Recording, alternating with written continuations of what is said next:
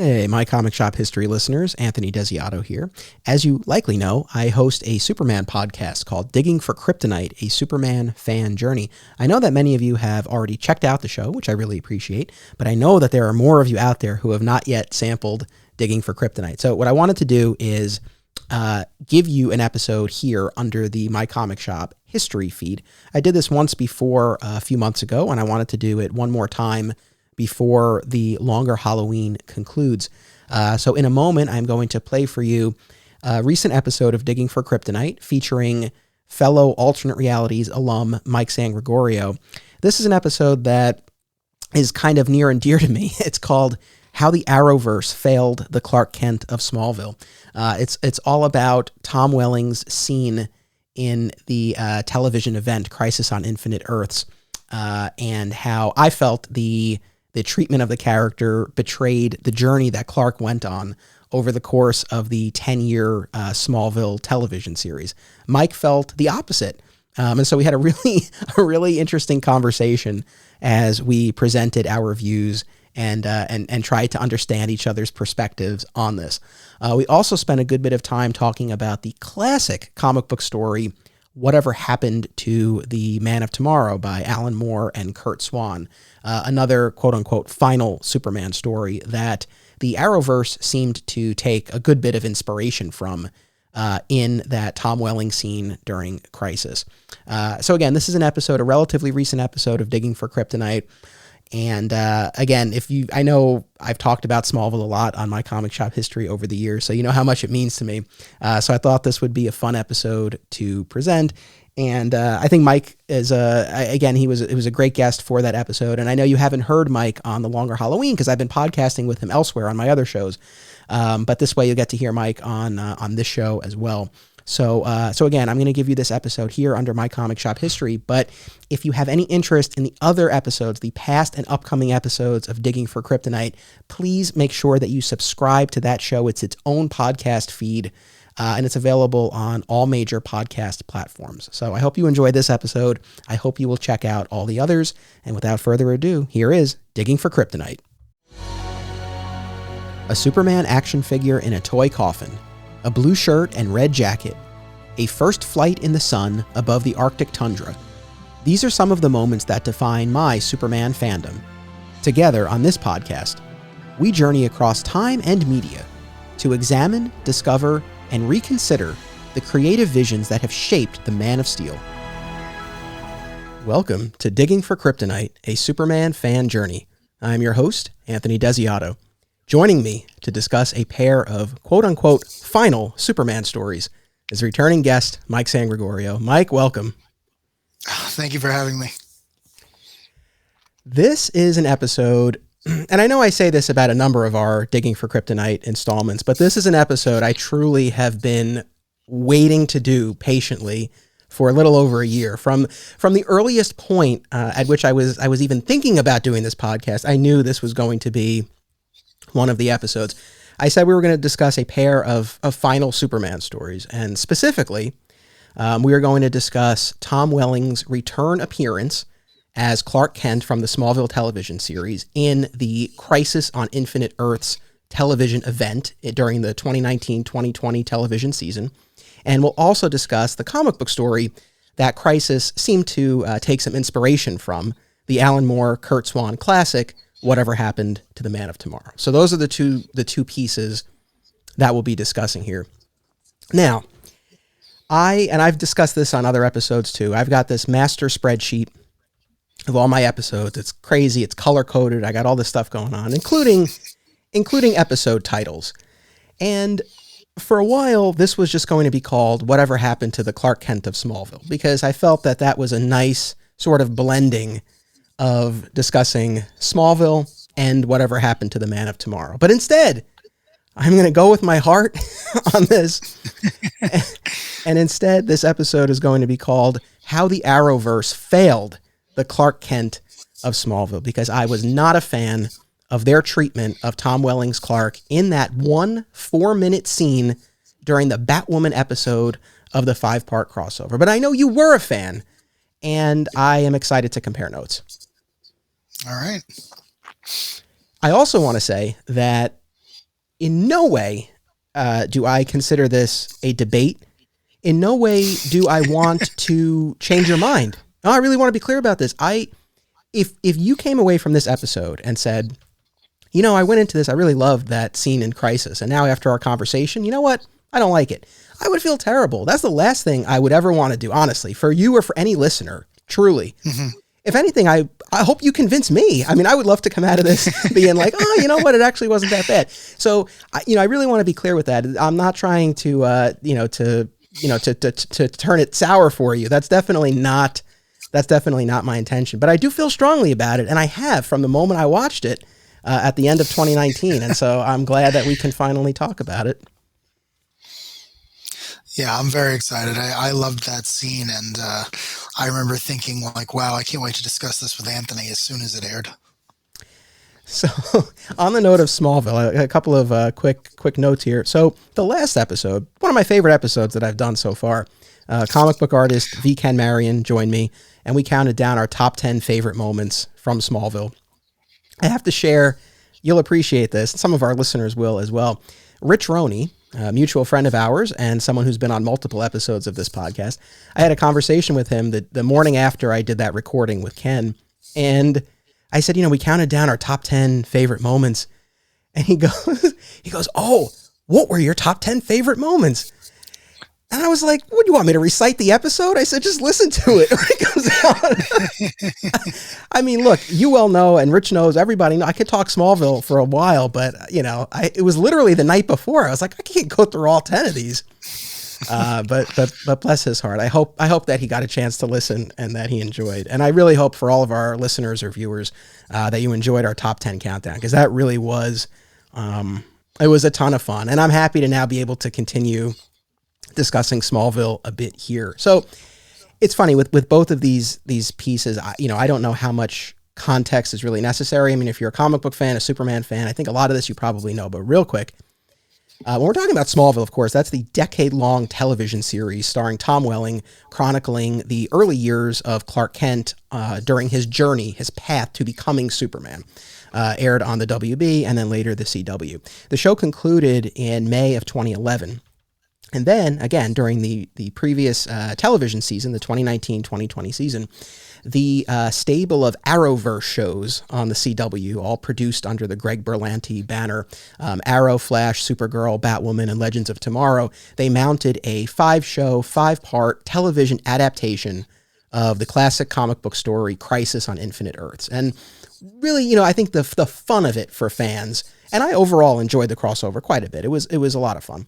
The fun of it, though, I think, was seeing actors who had played DC characters in other projects and other television shows and movies pop up in this as the entire multiverse was in danger. And so one of those return appearances was Tom Welling, again, reprising his version of Clark Kent from the television show for one 4-minute scene that aired during the Batwoman installment at the very end of 2019. So that's what we're talking about.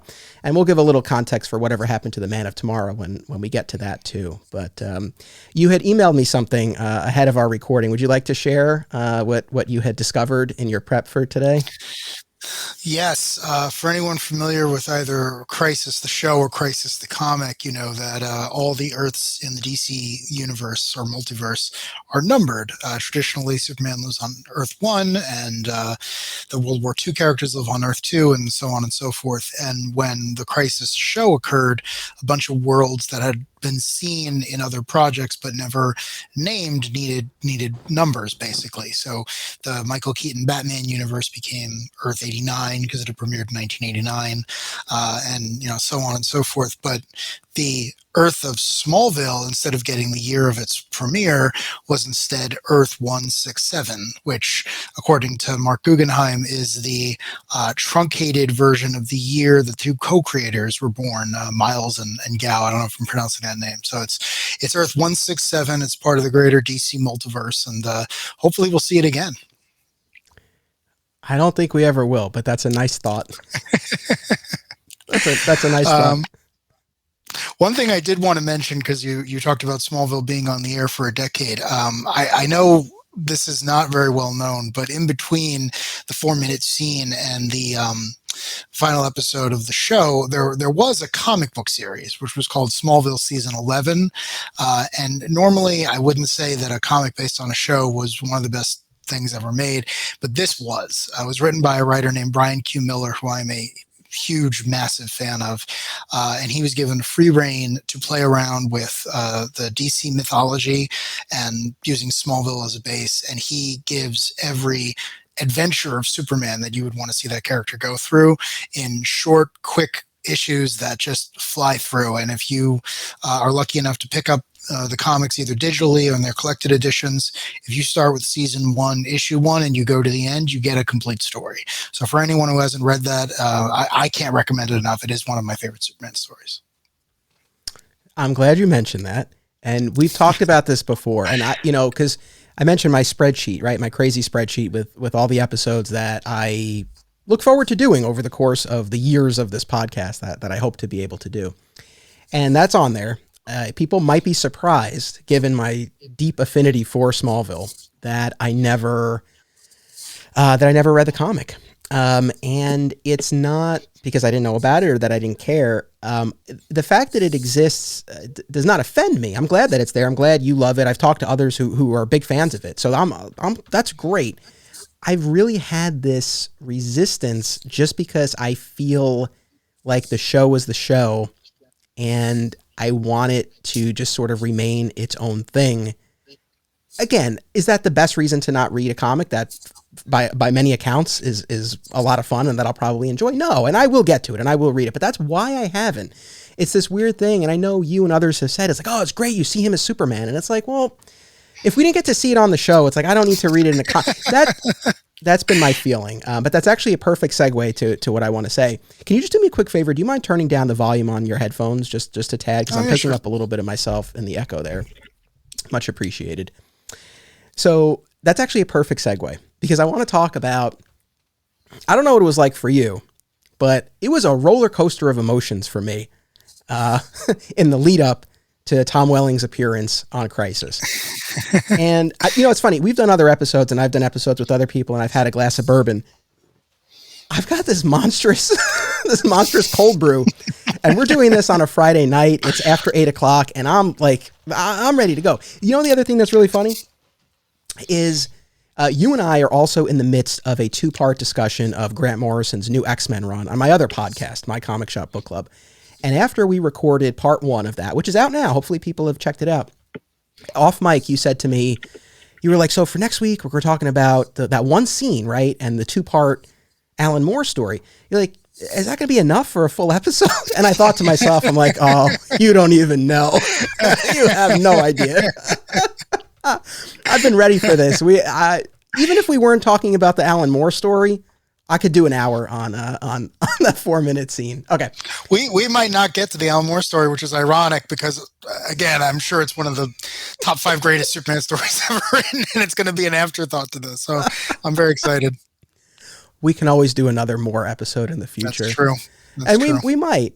Oh, and on the note of Morrison, you and I've tapped you for this. You're on my list for next year. We're going to do an epic multi-episode look at Grant Morrison's Superman on this podcast. So for anyone who's like, oh, I haven't talked about All-Star Superman yet, just you wait. Okay. So when it was announced that the Arrowverse was going to be tackling Crisis, right? They started making these announcements about all the actors who were coming back. And almost immediately, right, there was a lot of speculation about Tom Welling coming back as Clark. My initial reaction was very mixed. I really felt, for much the same reason that I haven't read the comic, the season 11 Smallville comic, I felt like, again, Smallville was its own thing, and I wanted it to remain a closed universe. I didn't need it to be part of the Arrowverse multiverse, or whatever you want to call it. So I was a little bit mixed. I wasn't necessarily chomping at the bit, like, oh, I hope Welling does it. That being said, and here's the roller coaster.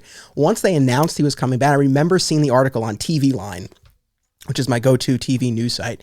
And I remember seeing that, and it was like a jolt of excitement. I was so excited. What was your initial reaction? I wasn't surprised, and I was very excited. I wasn't surprised because Tom Welling had recently been on Lucifer as a recurring character on that show. And for those who don't know, Lucifer is another DC Comics property. It's a little off the beaten path, but Lucifer and Superman, I'm sure, have met at some point. So I wasn't surprised. I was a little disappointed because for people who don't know this, my favorite character in Smallville is Lex Luthor. I think Michael Rosenbaum was perfect, and he really gave me inroads to all the characters in that show through his point of view. So when it was announced that he was not confirmed and he was on the fence, that actually brought me down because I really wanted him to come back. For those who don't know, in the Crisis on Infinite Earths comic, a Lex Luthor from an alternate Earth, Earth 3, is a big deal. He plays a major role in the story, so much so that he's actually in the sequel that comes out, I think it's 20 years later, Infinite Crisis. So I was hoping that they might give him that role. I don't even know if I knew about John Cryer at the time, but I was hoping he might be able to step in. That would also mean he wouldn't have had to shave his head, which I knew was always a big thing back in the day. But when I found out that he was not going to be part of what we did end up getting, I was a little let down, but so I had a bit of the opposite reaction you did. Gotcha.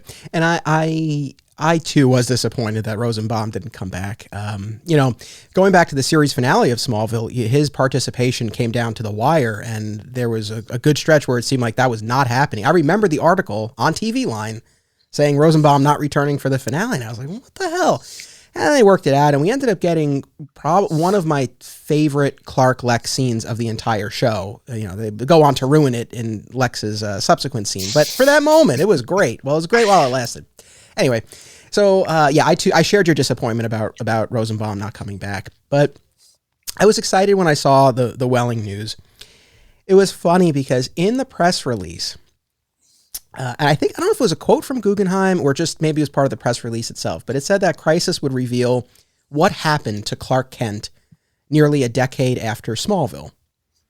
Now, the words "what happened" immediately, got my antenna up, because that, of course, calls to mind whatever happened to the Man of Tomorrow, which we'll talk about in this episode.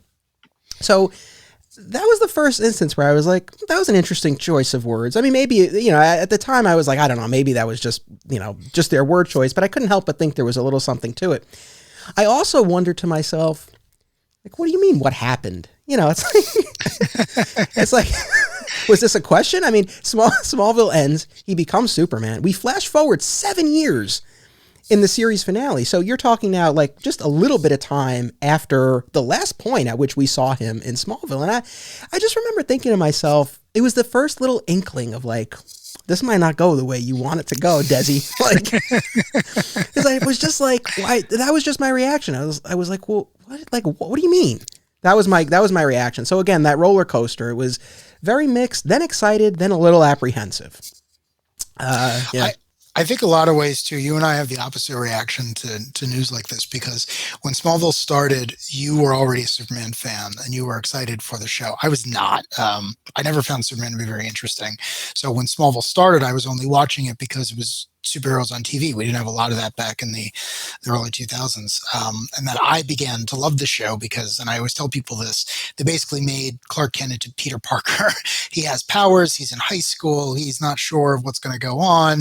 Is he going to go with Gwen? Is he going to go with Mary Jane? So I was sold. And then when you introduce a very young, very much morally on the fence Lex, I was sold. And I love that show, and I watched all 10 seasons of it.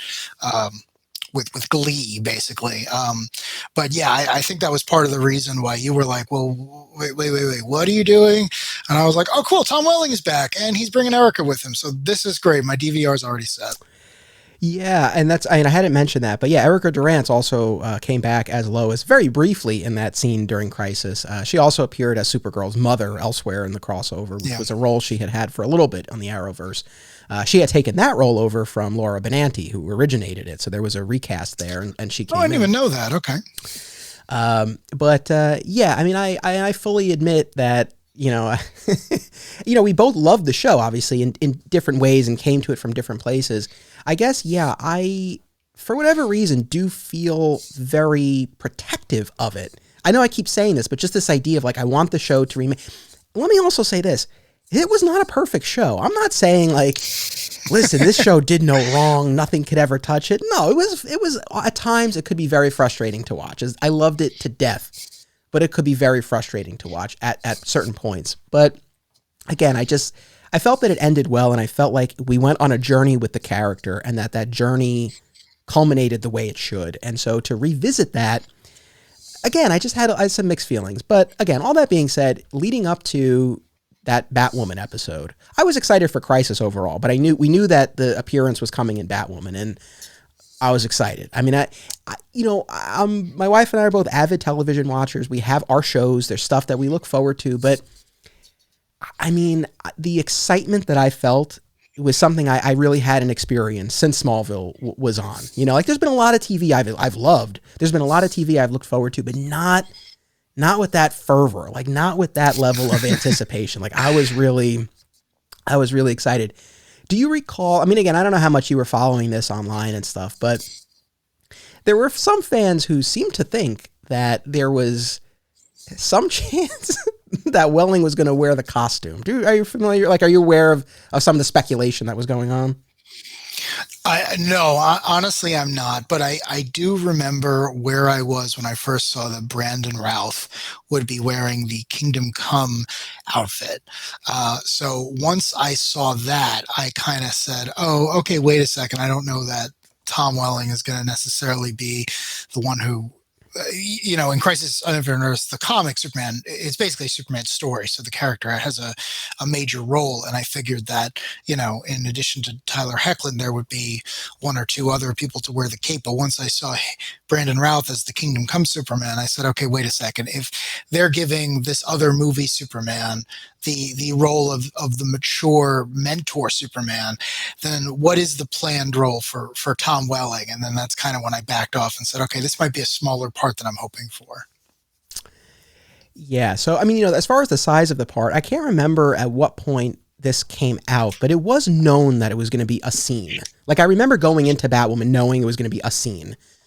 As far as the costume, I mean, your reasoning makes perfect sense, but honestly, I just, from the start, I was like, there's no way in hell this guy is putting on a costume now.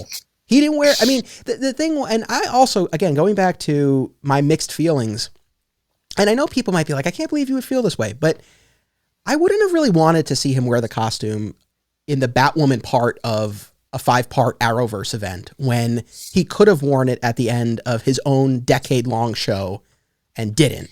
And instead we had CGI, and Ken and I talked about that in the last episode. And so, so it wasn't even something that I necessarily wanted, and I definitely knew he wasn't going in. I was like, there's no way this guy's going to wear a costume. So as far as I think some fans might have been disappointed in that respect, and I wasn't. That was not my objection to that scene. The last thing, again, by way of setup, but just this roller coaster of events here. I knew he wasn't going to wear the costume. It was more a question of like, okay, how did they get around that? And I felt like there were plenty of options for them to do that. Then the set photos came out, and we saw Tom Welling on the farm, wearing his gray shirt and red flannel, with his axe and his work gloves. And again, I don't know how closely you were following this stuff, but instantly, well, I'll be honest, I don't know that I was so dialed into the gloves initially. I think it might have been, people reading, I was reading people's comments, and then I was like, oh yeah, like he's wearing gloves. Superman wouldn't need gloves to chop wood, right? So that was another indication of like, okay, we might be dealing with a powerless Clark. But again, it was only a photo. And I could rationalize it away, and I felt like, maybe he's keeping up appearances, or it could be any number of reasons why. Maybe Tom Welling, the actor, didn't like the feel of the axe, and so he requested. I talked myself into, it's not that he's powerless, but there was that indicate, like that definitely, again, raised the antenna of like, okay, they might be going in a direction that I'm not totally going to be on board for, but. So going into the episode, that was sort of everything that I had swirling around. But overall, really, it was a lot of excitement. And then the night came, and we watched the scene. And I think we should just really break down the scene In my mind, it failed the Clark Kent of Smallville, of Earth 167. For you, I know it honored the Clark of Earth 167. So I would, as the guest, I want to give you the floor first to tell me what worked for you about it. Sure. Did you want to describe the scene, or we just assume everyone's seen it, or? Let's break it down. So, well, do you want to kick us off? Do you want me to? How would you like to do this? Yeah, sure. So, one of the things I like about it, again, this is a 4-minute scene. It's very easy to find on YouTube. It opens, the first thing you see before you even see any of the new or old characters is you see the Daily Planet headlines hanging up on a wall, and they all detail out the various adventures of Superman. So you immediately know that you are on a world that features a Superman who's had a storied career, and that's important because at this point in Crisis, they're jumping around to various worlds, a lot of which are dying. So the characters will show up minutes before everyone's imminent demise, and then you go into our Clark, Tom Welling, chopping wood, and the Arrowverse's versions of Superman, Lois Lane, and Iris West, who's the Flash's wife, show up, and they have a little bit of small talk, and then they disappear, and out walks John Cryer, the Lex Luthor of Supergirl of the Arrowverse. They have a little bit of back and forth. There's the huge reveal. John Cryer leaves, and Erica Durance returns with the closing act. So, yeah, let me say this, because for the most part on this podcast, and I've said this many times, but this is a celebration, of Superman, right? And so I don't often like to dump on things, but I do share my opinion, and I do want to be honest, and I know there might be others who feel the same way. In fact, I texted Ken Marion, and I said, anything you want me to share on the episode on your behalf? And he and I are similarly aligned. I'm not saying that everything I say also speaks for him, but big picture in terms of our overall reaction to this, he and I are similarly aligned. But you two are similarly aligned a lot when it comes to DC stuff. So I always think of him when I'm talking to you, and vice versa, because you guys help explain each other. Fair enough. So so there was a lot that I did like about the scene. So I too liked that the wall of articles that we pan across until we get to that reveal through the barn door of Clark chopping wood, and I thought that immediately between the way it was shot, the music, again those newspaper clippings, it all very quick, and the setting on the farm immediately made you feel like you were back in the world of that television show. And that's no small feat. I mean, it helps that, all these shows film at the same place, but they really, I felt like they captured in a very short amount of time, I felt like they really captured the feel of Smallville. Like I felt like I was back in that world. And so I do commend them for that. And we do get, the Earth 167, that designation. And, you gave us the explanation for that, which is a nice nod, again, to the Smallville creators. We cut to a close-up of Clark, right, chopping the wood and wiping his brow. So immediately it becomes clear that he does not have his powers. I think at that point, I might have still been holding out some hope. I don't know what. At that point, I was just deluding myself. But very quickly, you see this is not a powered Clark. And it was at that moment that I probably let out a huge groan, because it was just like I knew they were going to pull this nonsense. And then, yes, we have the arrival of the Arrowverse's Clark, Lois, and Iris West. They've come to enlist Clark's help / warn him that the John Cryer Lex from the Arrowverse is scouring the multiverse, looking to kill Superman in every incarnation. Lois and Iris are very taken with the appearance of Earth 167's Clark. Very different physicality when we compare Tom Welling and Tyler Hoechlin. But yeah, so they're very taken with this Clark. They start to talk to him. They mention that Lex is gunning for him, and Clark's reaction is, "Oh, I didn't know the president was in town." And of course, right, Smallville viewers remember that in that 7-year flash forward at the end of the series finale, Lex was elected president, as had been preordained multiple times throughout Smallville.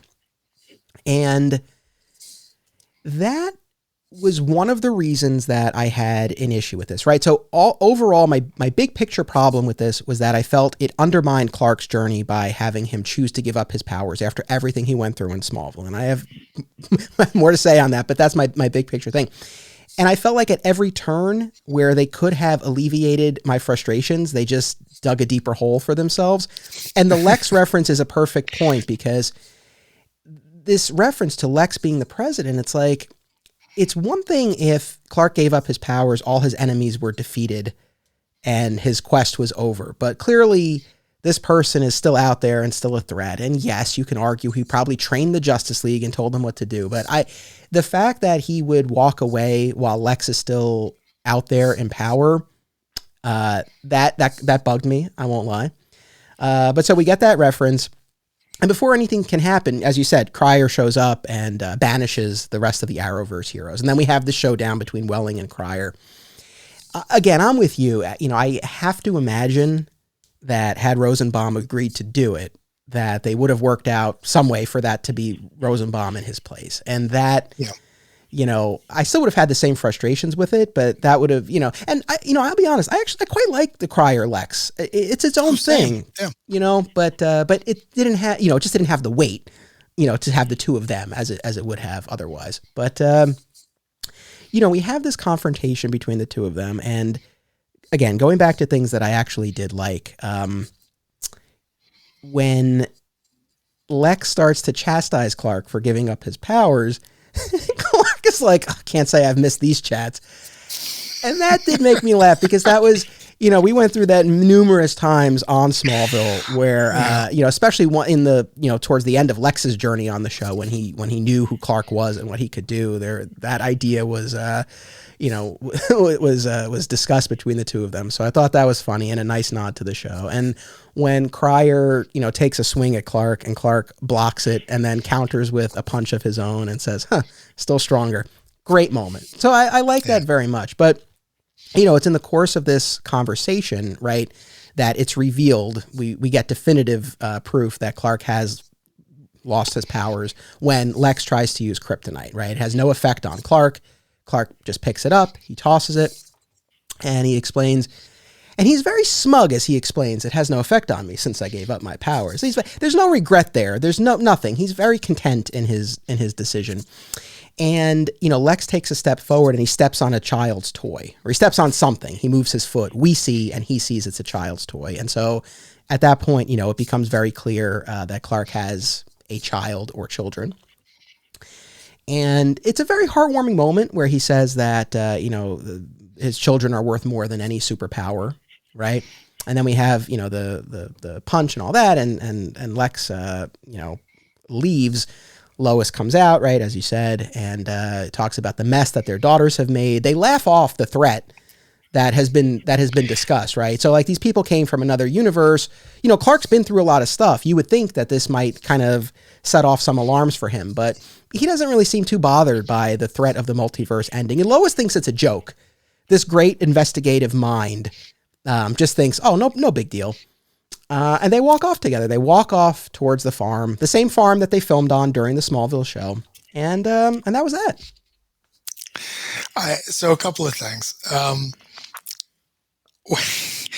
When I saw him with the gloves, my first thought wasn't, oh, he has no powers, is those are probably his dad's gloves. And whether or not he has superpowers or not, if there's one thing I know about the Clark Kent of Smallville, it's that he is enamored with John Kent, warts and all. Like, that is the man he wanted to be. So when I saw him with work gloves and a shirt and everything else, I said, well, you finally got your wish. You probably have flown, you've probably been back in time, you've probably seen the very edges of the universe. But at the end of the day, coming home, putting on your dad's gloves and doing an honest day's work is probably something that sits very well with you. So I thought that was great. I thought that was a great introduction to him. Part of me thought that, just like in the comic, whatever happened to the Man of Tomorrow, that someone was going to destroy his clothing and underneath would be a brand new Superman suit, or a suit he'd borrowed from somewhere, something like that. But yeah, it very quickly becomes that that's not the case. I love the scene where Lois shows up and they laugh off the crisis. And the reason for that is, and maybe this is part of the reason why I like this so much, is I have to imagine that in the decade or the 17 years or however you want to frame the time that's elapsed, that this version of Superman has done everything. I just imagine, and again, I have no support for this whatsoever, that man has saved the multiverse 100 times. And this is not the first time a bunch of alternate versions. He's not phased when a guy who looks nothing like Michael Rosenbaum shows up claiming to be Luthor, claiming to kill him. He doesn't like even react differently. And I love that, because this is a Clark who isn't trying to hide who he is anymore. It's a Clark who's accepted that and just moved on. And it's just like, what are you doing here? Please go away. Like, Clark knows that everything's going to be okay because he's Superman, or he was Superman, and he knows that things are going to be all right because they've always been all right. And yeah, to your point, I mean, one of the things I loved about Smallville is we always talk about how it's a Superman show, but dozens of other superheroes were shown over the course of 10 years. I mean, I always say that a great comic I would read is like Smallville's World's Finest, where that version of Clark and that version of Green Arrow just go off and have adventures, because I thought they had great chemistry. Heck, I was hoping Justin Hartley would show up as Aquaman and Crisis. We didn't get that, which was unfortunate. But yeah, I assumed that there was a whole Justice League on the moon, all those characters and everyone. And if this was really going to be bad, they would have went there. But yeah, I love that Lois just laughs it off, and she doesn't just laugh it off as, oh, okay, another adventure. You definitely could have dealt with this one. She's like, you've never even made a joke before. Good job, Smallville. And then she like grabs him and she goes in the kitchen so that he can clean up after his daughters. And I love that, because it's like, some things change and other things stay exactly the same. And to have the first words out of her mouth be like, hey, you made a joke. I knew you were making progress after at least 10 years of marriage, warmed me, because those were always my favorite parts of Smallville once Lois Lane showed up, was the two of them just, being normal people with each other. Like, there's a reason that Clark stays on this earth and keeps this identity and everything else. And whether it's in the Superman and Lois show or the old movies or 80 years worth of comics, it's how much he loves Lois Lane. So it just landed with me. It was just everything I was expecting and everything I wanted. I'm glad you enjoyed it. And your points are well taken. And I think that, yes, you can sort of use your headcanon to fill in the gaps and concoct has connotations, but to craft a backstory that I think justifies the choice that they made.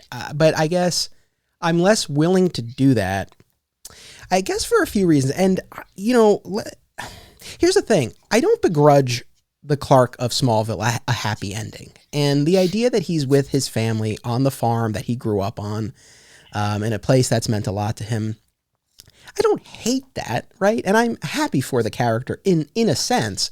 So it's not like I begrudge him a happy ending. I guess it bothered me that they felt that was the only version of a happy ending that I guess they, felt, was worth pursuing. My greatest frustration with this was that, I loved the 10-year run, but so much when I say the show was frustrating, they got a lot of angst and a lot of mileage out of his desire to be normal and his desire to be human. And I think especially in those teen high school years and, entering his early adulthood, that made sense. And it was, it gave the show, a very strong, dramatic thrust, and they got a lot of mileage out of it. But to me, at least, like, the point of the show was by the end of that finale, and it really took until the end of that finale, he was able to reconcile both parts of himself, the human and the Kryptonian, the mild-mannered reporter and the superhero, and the Jonathan and Jor-El. It all kind of came together. And at least from my perspective as a fan of that version of the character and as a viewer of that show, in my mind, that desired, I just really want to be normal, wasn't there anymore. He had moved beyond that. Like the thing that had held him back for so long, this desire to be normal, I just felt like by the end of that journey, we were past that point. And so the idea that the first chance they had, the first time we're going to see this character on screen in a decade, almost at that point, they were going to mine what, for me at least, had been one of the more frustrating aspects of the show. That's what I just, like, it just bugged me. And, you know, I love, like I said, I love that they set it on the farm, right? And they've talked about that they felt like that represented, you know, the truest, most iconic, classic version of the Clark Kent of Smallville. And I agree, honestly. I mean, as much as, yeah, it would have been cool to see Lois and Clark at the planet, you know, when you think about Smallville, you think of the farm. You think of him on, you know, in the field, baling hay or whatever, chopping, not so much chopping wood, but that's obviously what they went with here, and that worked great. And so that aspect of it made perfect sense to me, and I thought that was lovely. But yeah, I felt like how do I put this? That if you had picked Clark at almost any moment in his journey, especially in the early seasons, but even in some of the later seasons, this would have been a perfect conclusion for him, right? That's what his ultimate desire was at some of the earlier points in the show. But I feel like it just didn't respect how far he got by the end of it. Also, this is pretty nitpicky, but the idea that it took him 10 years to become Superman, his career as Superman lasted less than that. I you know, again, a little nitpicky, but it kind of bugged me. No, those are all very good points. I think the way I was looking at it was if HBO Max had said there's going to be a new Smallville show, we've gotten all the actors back together, it's going to be 8 episodes, it's going to be great, then yeah, I agree with you. I would have expected to see Tom Welling in costume grappling with the threats we expect Superman to deal with. But I didn't think that would be fair to this, because in this Crisis crossover they were saying, hey, let's check in on those characters from the show Smallville. So if another Superman randomly showed up and Lois was like, hey, who are these people doing in the Planet Bullpen, like, yeah, okay, you could have gotten around it, but to your point, like, that's not what the bulk of the decade worth of show was. It was these two or more characters on the farm grappling with who they wanted to be when they weren't in danger. But the other thing that jumps out at me is, you know, the character of Clark on that show, it's been so much time being in danger because of who he was and constantly losing people and constantly going through all this stuff, that the idea that he'd be lucky enough to still be married to this woman and he was able to keep her out of danger, and they finally were like, hey, you want to settle down and have kids, and some mechanism was triggered that allowed him to lose his powers and say, well, I'm going to focus on this. That also makes sense to me because, again, you know, Clark on the show, all his happiest memories are being in this place where he's very safe and where he's with those that he loves. I mean, you know, one big thing that Smallville added to the mythology that just hadn't been there beforehand is the fact that he hides his powers. You know, the original Superboy threw on a costume. He acted as a superhero. He met the Legion. He did all these things. This was one where it was like, you know, the red blue blur. Who else but you and I get excited when we hear that name? It's like, you know, Clark was really about like, I have to hide my abilities. I have to work on becoming something else. So the idea that he could jettison a lot of that and raise his 2 girls, his daughter, be with his wife and what have you, just struck me as a natural place for those characters to end up. Now, again, if there were going to be a new Smallville show or he were going to show up and join the Arrowverse Justice League or any of that nonsense, then yeah, please put him in a costume and let, you know, the Superman of the multiverse begin. But for a 4-minute scene, it's like, yeah, that felt like Smallville, and that felt like a version of Smallville that I kind of missed. And I don't know, him not having powers makes sense to me, because it's like, well, you want this, you know, when he says this adventure with my kids, with my family is worth the trade-off, I believe him. And I think there's ample evidence in the show to say, like, yeah, you're a lot happier when you don't have to worry about hearing everyone in the world scream, you know, save me, to quote the theme song that I still love after all these years. Again, good points. And I have thoughts about a few of them. Let's just do a 30-second commercial break. We'll talk a little bit about a comic shop in Texas called Hive. So we'll be back in 30 seconds. The Hive Comics and Games is an oasis of nerd fun and events in the heart of Odessa, Texas. Whether it's comic book superhero stories or role-playing in a dungeon, the Hive is where to be. Come tap your mana and face off against the top Magic the Gathering players in West Texas. Hive carries a majority of new comic titles each Wednesday and has all of your favorite titles in their back issue section. Follow them on Facebook at The Hive Comics and on Instagram at The Hive Comic Shop. So picking up our conversation there, again, I did not expect nor want to see him as Superman. And like I said, the fact that he was on the farm made perfect sense. And I guess in my ideal scenario, there just would have been some other reason why we didn't see him suit up. Maybe he gives them some advice and then they get pulled away before he has a chance. Maybe he says he has to stay here and safeguard his Earth. Maybe he says, oh, let me go get my costume. And by the time he comes back, they're gone. And we just see the boots and the cape or something. I don't know. So, again, overall, I did not expect a larger role for him. But again, I do think that there are other ways that they could have approached it that, again, for me at least, would have been more palatable. I also wouldn't have minded some ambiguity if they had kept it a little bit like you could interpret it one way or the other, whether or not he still had his powers or why he doesn't have his powers. I mean, he was very clear, I gave up my powers. I mean, again, and the same thing with Lex still being president. Like, there are certain things that I think they could have done that, for me, would have mitigated the frustrations I had with it. And again, like, I don't disagree with you. Yeah, for most of the points along the series, he did long to be normal. He didn't want to be different. And the idea of a normal life was appealing. There were in times when he used blue kryptonite or when Jor-El stripped him of his powers. And he, at least for a time, he was content. I just felt like by the end of the show, and I don't want to I know I don't want to harp on this because I know I've said it a few times, but I just feel like by the end of the show, he had gotten to a different place. And again, like we said before, it's like, yeah, you can fill in enough backstory, and you're right. They only had 4 minutes. And I think, ultimately they did what they could. I guess if this was the track that they wanted to place him on. I think there's something else that's very important. This was the Arrowverse's story. It wasn't a Smallville story. And the only reason I bring that up is because this 4-minute scene in the larger narrative of Crisis serves as character development for John Cryer's Lex. The characters from Smallville do nothing. They show up, they laugh, they stare at the camera, they have aged beautifully, and they move on with their lives. And do I want to see a spin-off show featuring them? Yes. Please, Discover Warner, give me a new Smallville show.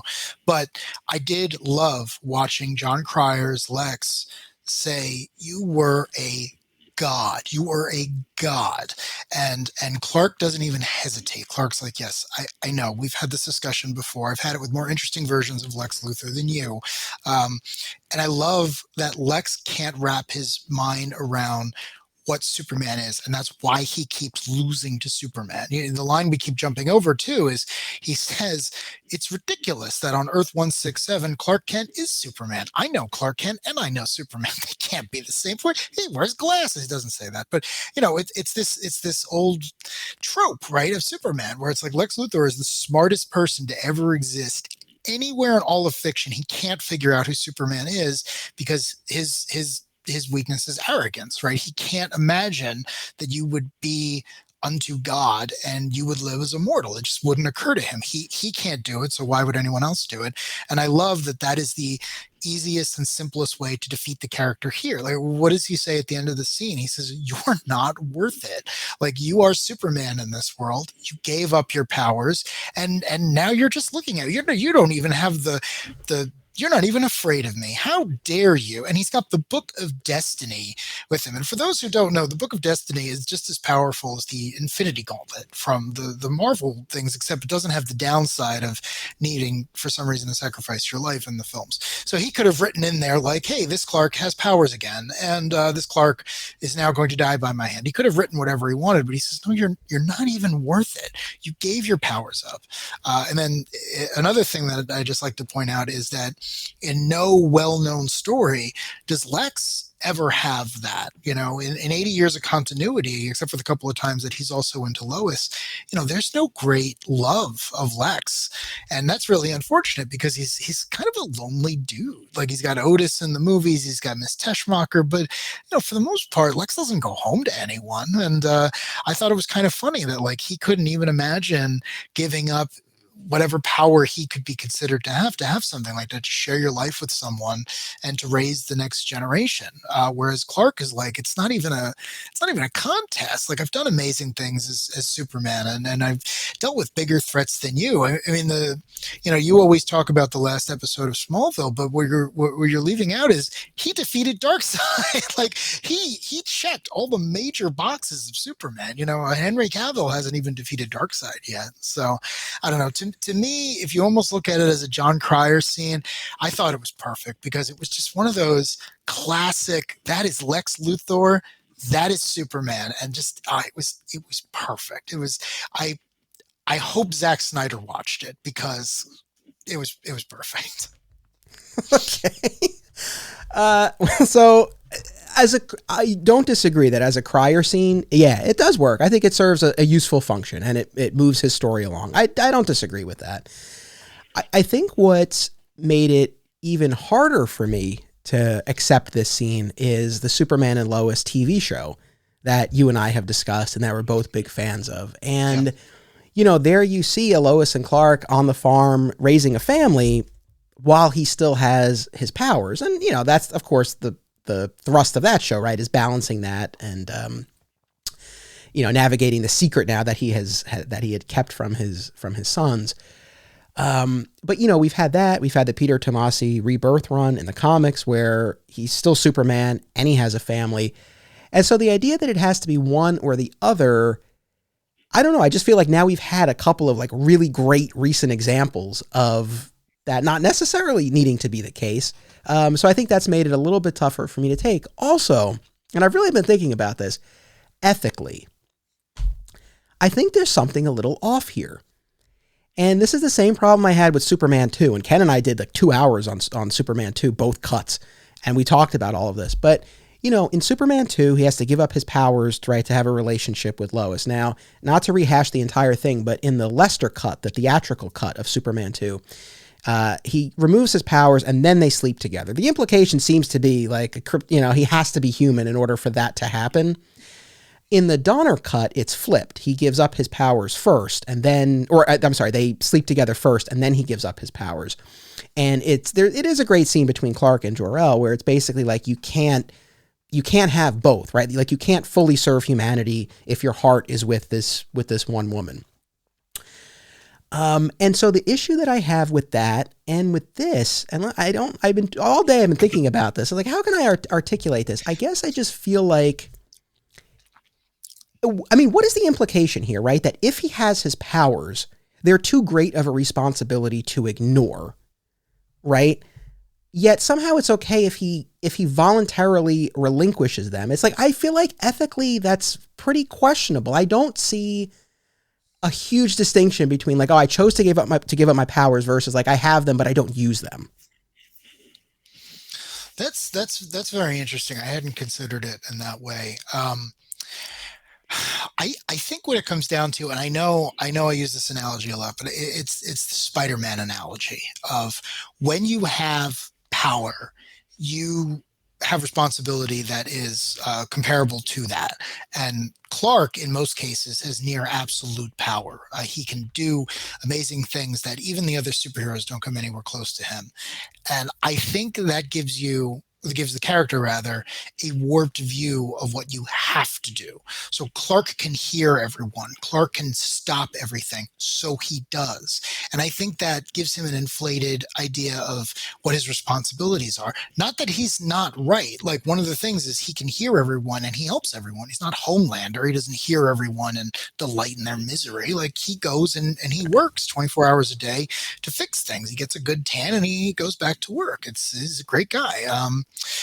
But too, Lois is a brilliant reporter and she's much more practical than the last son of Krypton. And I could almost picture her being like, hey, listen, what is the deal here? Because you're running out, just like Lois in the new show, you're running out all hours of the night and I got 2 kids here and I'm good, but I'm not that good. I need a partner. We agreed to do this together. And then him just saying, you know what? And again, I know I'm filling in canon. I don't claim to speak for the other creators, but I watched Smallville. There's a lot of other superheroes in that world. There's actually some other Kryptonians. I mean, this is a world where a fully realized Supergirl is also there. So again, I'm not saying that the world is at its absolute worst, and he sought down the last hunk of gold kryptonite and said, I need to give up my powers because I absolutely have to protect these two girls. I kind of view it more as like, well, the opportunity probably presented itself, and he said, hey, these things were great, don't get me wrong, but again, to quote the comic, I've had all my great adventures, so let me end this on my term before I make someone mad who's going to do something I can't live with, which is, take this family away from me. Yeah. And I don't know, as again, I've been thinking about this, and I don't know, maybe if there had been something conveyed in the scene to imply some of the things that we're speculating on, maybe that would have made it a little bit more okay for me. I don't know. But, again, with giving up the powers and sort of that ethical question, and I do see a big distinction between this and whatever happened to the Man of Tomorrow, which I think we're just about ready to jump into. But the other thing too, because, I've talked a lot in almost every episode about how, my role as a father now has really kind of shifted the way I look at a lot of these stories, especially these Superman stories. And so someone might be listening or watching and thinking like, hey, like, don't you get that he would want to give up his powers for his girls? I take the opposite approach. He had the ultimate mechanism to protect them. As much as you could argue that, yes, being a superhero, having the powers is going to attract danger. Nevertheless, he had these immense powers, and I sound like Lex, but it's like, he had the mechanism to protect them, and he chose to give that up. I mean, I feel like that puts them in more danger. That, as a dad, is the hard. I can't see that.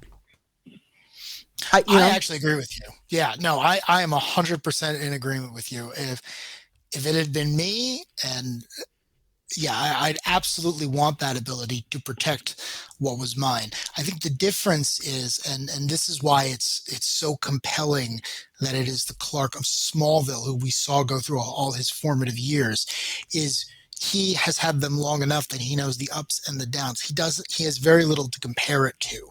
Pretty much it was the X-Men story. As soon as he hit his adolescence, he began to develop these powers that luckily his parents were able to help him with. But he hasn't really had much of a say in the matter. You and I are sitting here being like, hey, we have families. We would do anything to protect them. These abilities would be a great big help, but we haven't had them for the years of our life. He has, and he chose to use them in the service of others, which put him in the crosshairs. So while I agree with you completely that that's probably not the decision I would have made, again, for that character in that show, in that particular universe where they called it Smallville and not Superman, again, it rings true to me. It does. I keep running it over in my head, and I think, no, everything I know about that version of the character, the one strung up in the cornfield, the one who couldn't talk to Lana because of the meteor rock, Pete, all of that stuff, that guy, it makes sense to me that he might one day say, I can't do this. I want what my happiest memories were, which was being raised on this farm in this town by two parents who loved me for who I was. And the other thing I'll say very quickly, which I like that they didn't say anything definitive on, is we don't know that the girls don't have superpowers. To go back to Superman and Lois, I love that at least John, if not John, at least Jordan. It's Jordan, right? Yeah, at least Jordan, if not Jordan and John, both have powers. And the same thing could be here. I mean, again, the whole Smallville cast could come back later, and you could have two young superwomen at the helm. There's a story called Superman's Secret Identity by Kurt Busiek and Stuart Immonen, which has something similar, where there are two young superwomen who take over after Clark retires. So again, I'm all for that narrative if they ever want to bring that back. So in listening to you, and I've really been listening intently, I think that I think if we had to sort of boil down our difference of opinion here to one thing, I think it sort of comes to this, because we've both gotten at it now, in a number of instances, and we keep coming back to the same thing. I think, I guess I don't disagree when you point to the Clark in the cornfield and the Clark at various points in the show and say that this is a perfectly fitting end for him. I guess I keep going back to, there's that scene in the series finale in part 1 where he has his final, well, before at the part 2, right, we have the moment with Jonathan in the fortress, but the last real bit of guidance from Ghost Jonathan in the barn. And, Clark's talking about, not knowing if he has what it takes to defeat Darkseid. And he's like, I'm scared. I need your help. And Jonathan's like, or he says, Darkseid defeated me before. And Jonathan says, but he never saw the man standing before me now. And I guess I keep coming back to that idea. I feel like he evolved. And so I don't necessarily see this as fitting an end. I do think, as I said before, if you plucked him from like any other point in the journey, this would. And so I guess that's ultimately where, where we do differ on that. But you wouldn't have been infuriated if they had visited Clark when he was Superman and he just, Cryer would have killed him. Like that's the thing that kills me too, is like, they ended a lot of the DC continuity in that show. And I was kind of happy too that, if they had shown up and Clark had opened his shirt and he was wearing a Superman costume, or he just knew that he was Superman, Cryer would have killed him. And then, Erica Durance would have come out and been like, what the hell did you do to my husband? And it's like, well, he's Superman. He's my mortal enemy. He had to die. And she would have been like, who the heck are you? I know Lex. Lex doesn't even look like you. And then that would have been it. And then who knows if Tom Welling would have ever come back. But part of me was like, oh yeah, all right, you know what, you beat him. Poor Brandon Routh's Superman went through the one of the worst ringers you could possibly put the character through, and Hecklin thankfully came back to get his own show. But it's like, I don't know, I kind of like the idea that our Superman defeated this guy, for lack of a better term, and got to continue living on his life. He didn't have to put his family through that horrible tragedy. Now, again, in a different world where the actors were a little bit more comfortable with this, and maybe Tom Welling's Superman could have been a paragon. Again, sign me up. I'm not saying that this was the only way you could have done this, but with what they had to work with, it's a great use of 4 minutes. I don't know how else to say it. It's like, yeah, Cryer's Lex Luthor is sent away disgusted with this character who defeated him by remaining true to who he's always been, and would have been great to see him suit up as Superman and defeat the bad guy.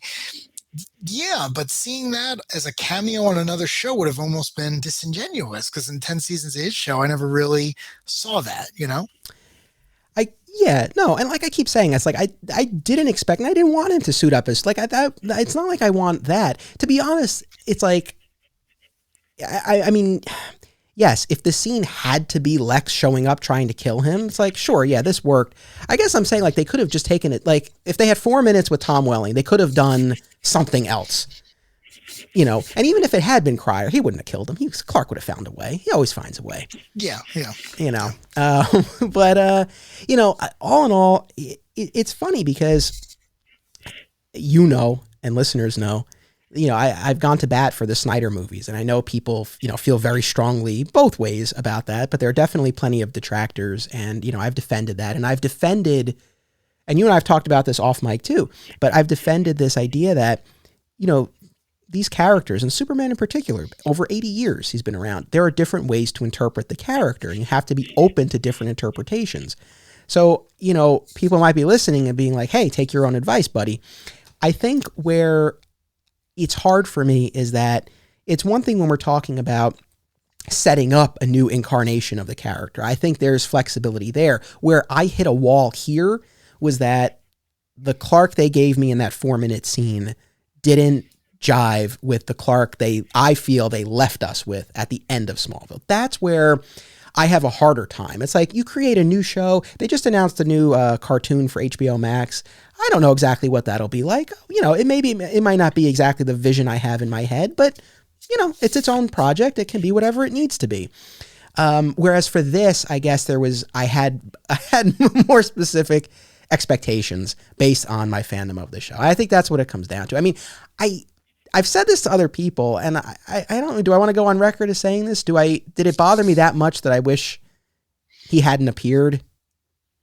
Yes. I'll be honest. I feel that strongly about it. And I know I feel that strongly about it, that those 4 minutes, like seeing him chopping wood for 4 minutes and punching Lex, it wasn't worth what I feel undermined the Smallville journey. It just, it's like he's been doing Rosenbaum's podcast a bunch of times. He's been doing all these convention appearances. I'm happy to watch Tom Welling do that and talk about the show. That would have been enough for me. I didn't really need to see him on the farm again for that. So again, I don't begrudge you or anyone who enjoyed it. I'm glad you enjoyed it. From the bottom of my heart, I'm glad you enjoyed it. As a fellow Smallville fan, I know what it's like to not like it. So I'm so glad you did. I just wish I did. And yeah, I mean, and I don't say that to be hyperbolic, but if I had the choice and that could have just not been part of it, or they had said it was not the Smallville, like from the like it was an alternate version of Smallville. Like, all right. Yeah. Well, I think that's your out too. One of the reasons that I mentioned the 167 thing when we started out is, the great thing about Crisis as a story, whether it's on the show or in the comics or whatever else, it's about taking what doesn't work off the board so you can retell stories in a way that's going to connect with a new audience. And, the Smallville that we knew could be Earth 1. And this could be a variation of it, a variation that doesn't even exist anymore. The best thing about the multiverse is that there are infinite possibilities. So there's one where the version that you wanted, the version of the character that you wanted does exist and does, exactly what you were hoping that he did. And then this was what they could work with because they wanted people to show up. I mean, they were able to get Burt Ward and they were able to get the woman who played Huntress and they were able to get all these characters. But again, how much can you really do, especially considering you have 5 shows worth of casts or 6 or whatever it was that you have to give screen time to. So, I definitely understand where you're coming from. I mean, you absolutely love the show. And, but yeah, I mean, I think you can file this away in your head that maybe this was just another version of Clark in the multiverse, and it doesn't necessarily have to be the same one that we watched. Oh man, I thought you were going to give me the segue though and say it was just another imaginary story. Okay, so well, they're all imaginary story. That's the key. Is every single one is an imaginary story. So it took us an hour, but we're getting to the comic book story now. One thing that I believe you said to me via text after we watched Crisis, and that others mentioned to me too, because I posted about this on Facebook, and sort of the response that I got a few times was like, "Hey, why didn't you like it? It was the Whatever Happened to the Man of Tomorrow ending."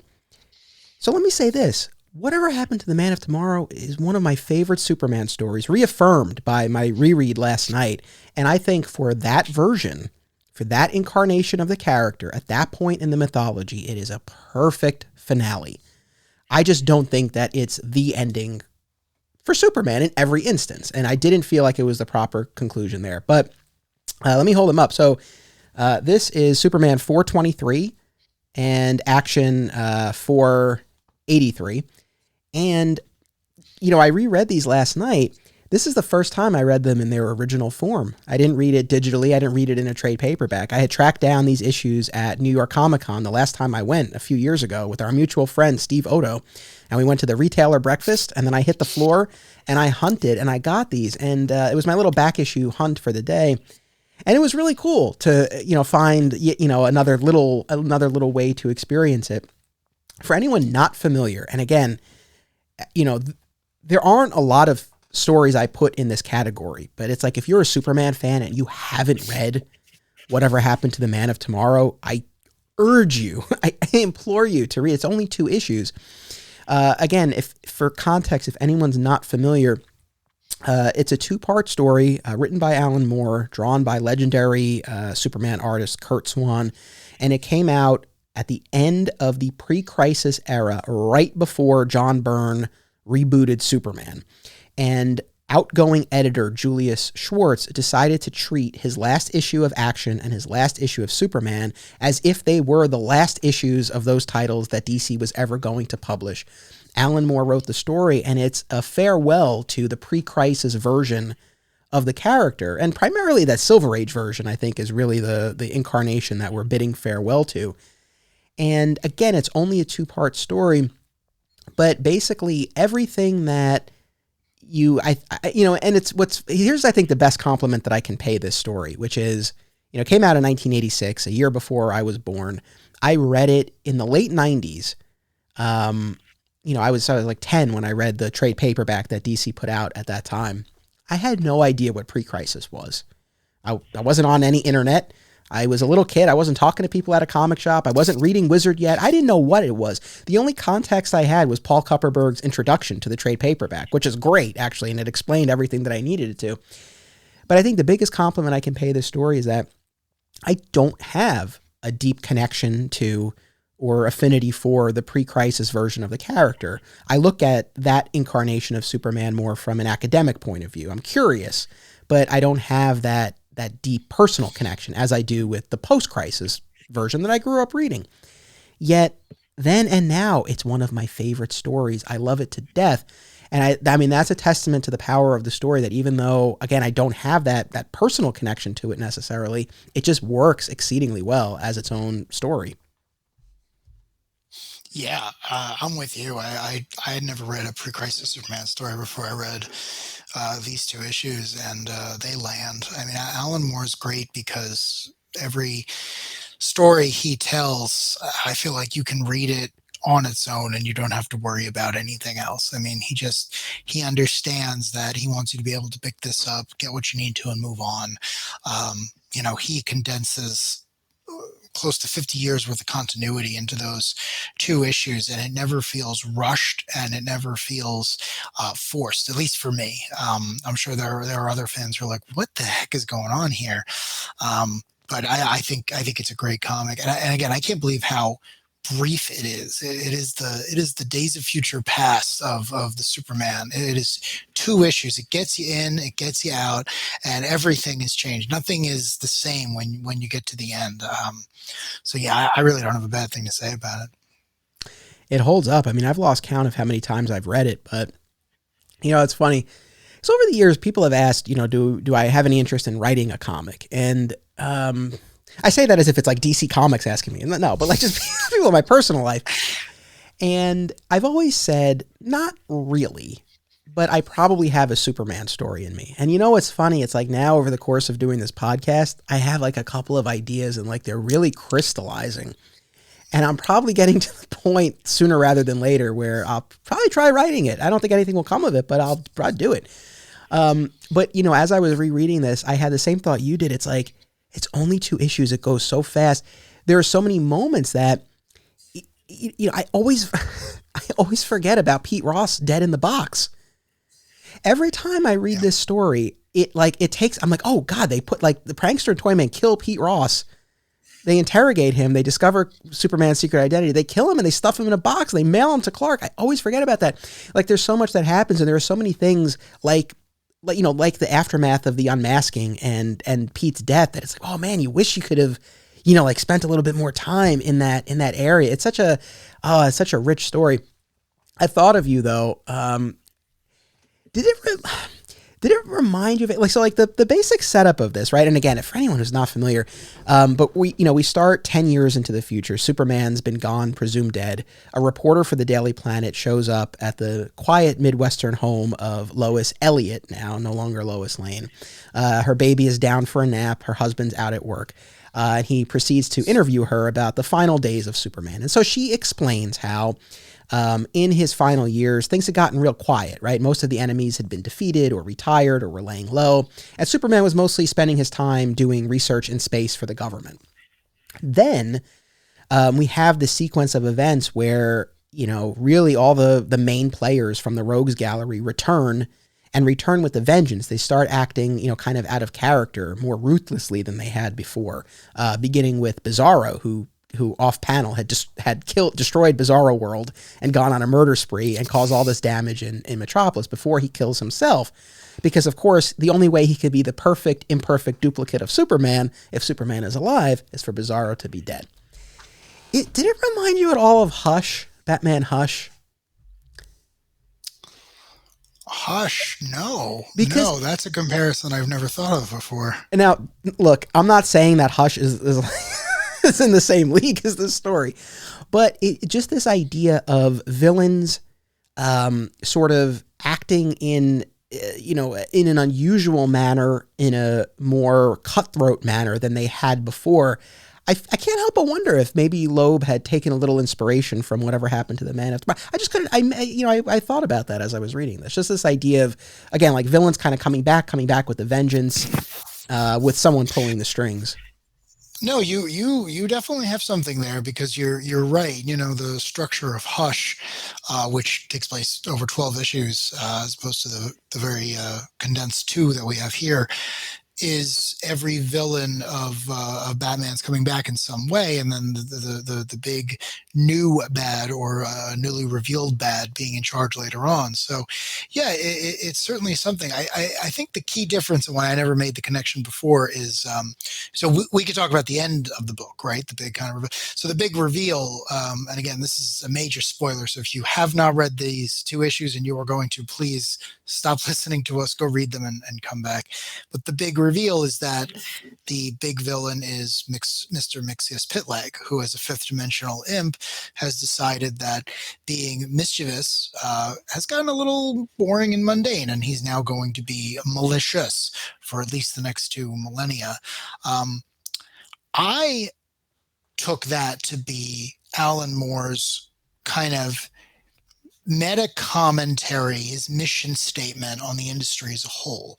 Because for those of you who don't know, up until that point, you know, the big shakeup at this point is that most of the villains didn't kill, they didn't do anything. But after this point, after Crisis, after whatever happened to the Man of Tomorrow, after the Dark Knight Returns, which is mentioned in Kupperberg's introduction, after all of these stories that came out in the mid 80s, things went a drastically different direction.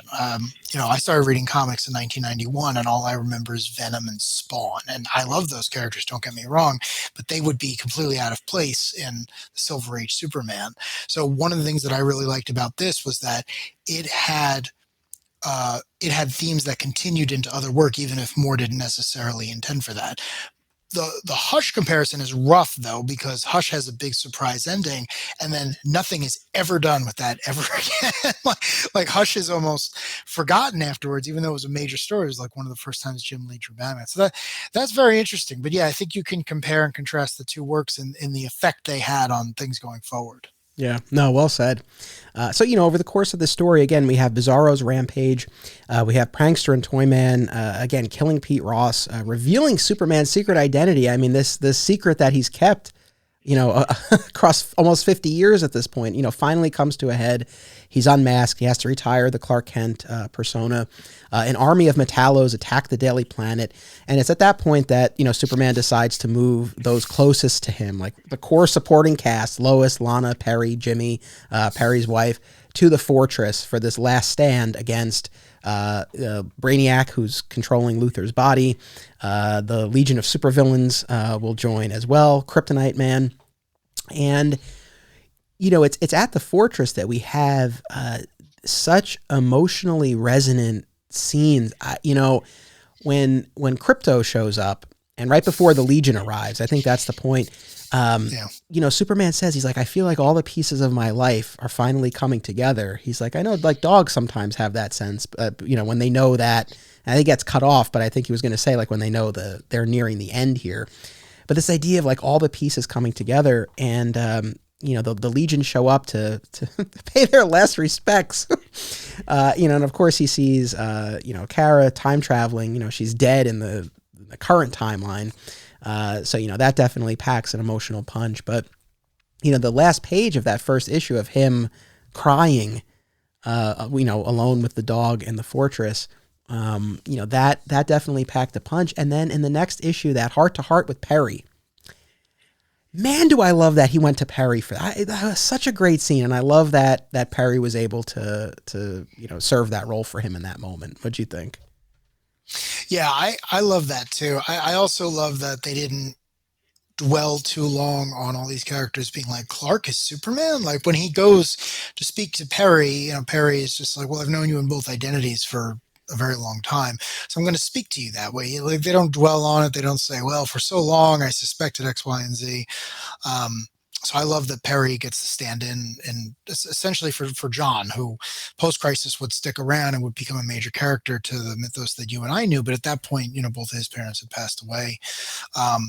Yeah, that Krypto scene is heartbreaking. because the poor dog passes away to save his master, and he does it without hesitation, right? It's just like, I have to protect this man as I always have. I don't know the rules have changed. I don't know. I'm not coming back from that. I love dogs, and that scene still gets me all these years later. Yeah, that was rough. That was rough for sure. You know, throughout the story, I think, you know, and I feel like it's only the type of story that you could do at the culmination of, you know, maybe you could, doesn't need to be 5 decades worth, but you know, it's like, it's one of those stories, like it packs so much weight because you feel the history behind it. And again, even as a kid reading it without having all that backstory, it's like you recognize there, you know, there's such an air of finality to it. You recognize that things are coming to a head, right? All of the things, again, you know, including the, you know, the unmasking and, you know, again, all of these villains and, you know, most of the characters meet their final fate, you know, in this story. Not a ton of them make it out alive. And so, you know, you have the weight of all of that, and, you know, a rare instance where Superman is really facing his mortality. He's facing the end. He knows that this very likely is going to be his last stand. And, you know, that scene with Perry in particular, where he's like, you know, there's so much in my life I need to get straight. You know, first and foremost, Lois and Lana, these two women who he's basically been stringing along all this time. And, you know, the man with the power of a god. And he's, you know, he's like, I wish I had explained to them. I wish I hadn't been such a coward. You know, a character so brave and strong, but, you know, when it comes to matters of the heart, you know, there's still that, you know, that weakness or that vulnerability. So I thought that was so powerful, and all the more so by the fact that, you know, Lana and Jimmy were, you know, giving themselves powers so that they could help. And of course, Lana overhears, you know, Superman tell Perry that, you know, as much as he loved Lana when they were young, that Lois is the one for him. And it's heartbreaking. Yeah, Moore gives you that beautiful moment of real vulnerability with Superman, talking about how he has always felt about the people in his life, and you know, it's Alan Moore, right? So just immediately gets turned on its head. And again, I like to write all of that malice off to the imp, but yeah, that scene where Lana talks about developing the hyper senses as she goes through her superpowered MacGuffin pool, and how the two scenes interact so that her super hearing kicks in just as Clark is saying this very calmly and very quietly to Perry, who happens to be sitting next to him rooms away, is beautiful, because it's not a thing that either character could have foreseen, but it is such an immediate impact of Lana Lang, this very like well-known, well-respected character, just immediately going out in a blaze of glory after something Superman said, of all things. Like, it's shocking, but it also feels very honest for the way the character was set up. 100%. And, you know, Jimmy too, you know, he has that moment where he says, you know, they always call me Superman's friend, and it's time I paid for that privilege. I mean, he really steps up and pays the ultimate price, you know, as does Lana. So, yeah, I mean, it's such a powerful story. And then, you know, it culminates, you know, we're talking about final Superman stories here. So, you know, as much as the Luthor Brainiac team and the Legion of Supervillains and Kryptonite Man, they're all defeated. We do have, as you said, the final reveal that Mxyzptlk was pulling the strings, that now he's going to be malicious. And, you know, Superman makes the decision to use the Phantom Zone projector on Mixie, right? Knowing that Mixie will try to retreat to his home dimension, and that he will be torn into and killed and destroyed, you know, being split between the Phantom Zone and the fifth dimension. And it was a nice touch, though, that, you know, the Legion's gift to Superman, right, ended up being his salvation, because it was that reminder of like, oh, use the Phantom Zone projector, you know. But he says to Lois, he's like, I killed him. I knew this would happen. I broke my most sacred oath. And it's at that point, right, that he walks into the gold kryptonite chamber, stripping himself of his powers forever, seemingly then wandering off into the Arctic to die. But of course, we have our twist ending there. Our very happy ending that he is now living as a normal man named Jordan Elliott with Lois, and that they have a son named Jonathan, who we see crush diamond into coal into diamond, just as the story is ending, and Jordan, aka Clark, is winking to the audience. It's, again, I feel like for that version of the character, it made perfect sense, and the idea that, I guess, what worked for me here about him, giving up his powers and living a normal life, right, was that it was, and again, I know we talked about with Smallville, you can fill in the blanks, but it's like here we saw everything. We saw that all of his enemies were defeated. His quest was over at that point, and he had crossed a line for himself. It's like it wasn't that he was giving up his powers because he wanted to marry Lois and have a family. It was that he really couldn't be, like, his journey as Superman had come to an end. And then he had this happy postscript. And that, to me, I thought it was so beautiful, so powerful. And I love it as an ending for that version of the character. Yeah, I can't imagine it having ended any other way. Just because you get to check all the boxes, but you also get these stories you never thought you were going to get. Like, it's such a sharp shift from the way the narrative was going up to that point with the Silver Age, the big imagination, the constantly doing crazy over the top stuff month in and month out, but not letting anyone really change. Like, he never married Lois in the comics up until that point. Like, he wasn't allowed to change until Crisis, until this story came out, and then everything goes in a different direction. But wow, you get conclusion of so many long ongoing plots, and then it's really just in service to the idea of, well, we want to give the man who's helped the world so many times his happy ending. What is that? Well, it's to be married to Lois. Okay, but how is he going to figure that out? Well, we have to put him in a situation where he can check all those boxes so that he can end up in that situation. So for me, I almost wonder if Alan Moore worked backwards, right? He said, well, this is it. There's a period at the end of that sentence. There's not going to be any stories featuring this version of Superman.